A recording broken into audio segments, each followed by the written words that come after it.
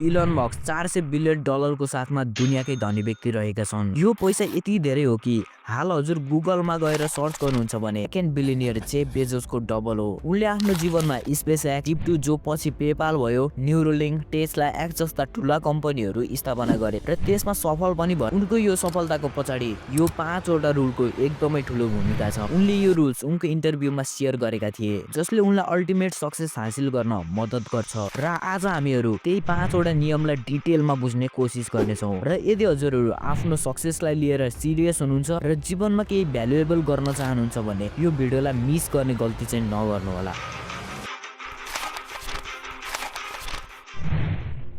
सन् 2001 मा Elon Musk मार्चमा स्पेसशिप पठाउन चाहन्थे, तर त्यसको लागि रकेट चाहिन्थ्यो जो खास रसियामा मात्र पाइन्थ्यो। त्यसैले उनी रसिया गएका थिए, तर उनी सक्ड भए किनकि एउटा रकेटको मात्र मूल्य $20 मिलियन थियो। अब यत्रो पैसा सुनेपछि सामान्य व्यक्ति यही रोकिन्थ्यो, तर इलोनको दिमागमा केही अर्कै योजना थियो। उनले यो रकेटको बारेमा रिसर्च गरे, यो के सामानले बन्छ, कति कच्चा पदार्थ चाहिन्छ र अरू म्यान पावर कति चाहिन्छ। रिजल्ट एकदमै सकिङ थियो। उनले यस्तो सामानहरू पत्ता लगाए जसले उनलाई त्यही रकेट 90% सस्तो यानि कि $6.5 बिलियन मा बनाउन सहयोग गर्यो र उनी यसमा सफल पनि भए। यसरी इलोन मस्क कहिले समस्यालाई जियोते लिन्थेनन् र केही बेटर सोल्युसन्सले सल्भ गर्ने कोसिस गर्थे।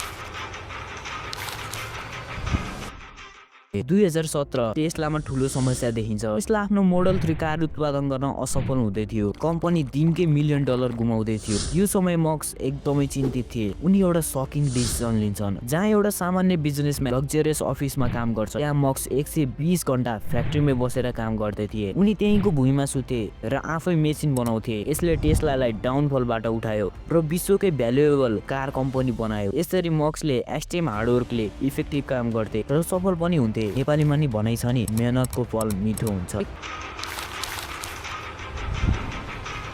कोल्ट इलोन मस्क एउटा 12 सालको बच्चालाई सफ्टवेयर इन्जिनियरको लागि अपोइन्ट गर्छ। यो देखेर सबै सक्ड भयो। दरअसल त्यो बच्चासँग डिग्री नभए पनि उसको स्किल र ट्यालेन्टको कारण उसले त्यो जब पाएको थियो। यसरी नै इलोन मस्क आफ्नो कम्पनीको लागि टप 1% लाई मात्र चुन्छन्, जसले उनको कम्पनीलाई प्रोडक्टिभ रिजल्ट्स दिन्छ।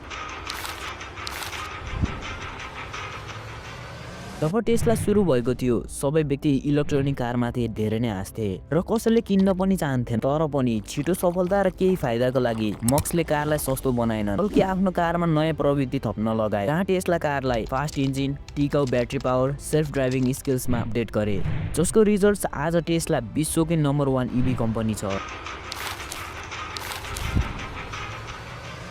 2008 इलोन मस्क आफ्नो 3 वटे अटेम्पमा फेल भइसकेका थिए र उनीसँग जम्मा $40 मिलियन बाँकी थियो। त्यही समयमा टेस्ला र स्पेस एक्स पनि डाउनफलको सामना गर्दै थियो। अब उनीसँग 2 वटा चोइस थियो, कि त आफ्नो पैसा बचाउने र सबै छाडिदिने, कि सबै पैसा रिस्कमा हाल्ने। गेस व्हाट, इलोन मस्क सबै पैसा रिस्कमा हाल्छन्। अब उनीसँग बस्न घर पनि थिएन। यसको रिजल्ट्स उनको 4th रकेट लन्च सफल हुन्छ र साथै उनले नासाबाट $1.7 बिलियन को कन्ट्र्याक्ट पाउँछन् र टेस्ला फेरि ग्रो गर्छ र $700 बिलियन को साथमा नेटवर्क बनाउँछ। भनाइ छ के ठुलो पाउन के ठुलो गुमाउनु पर्छ।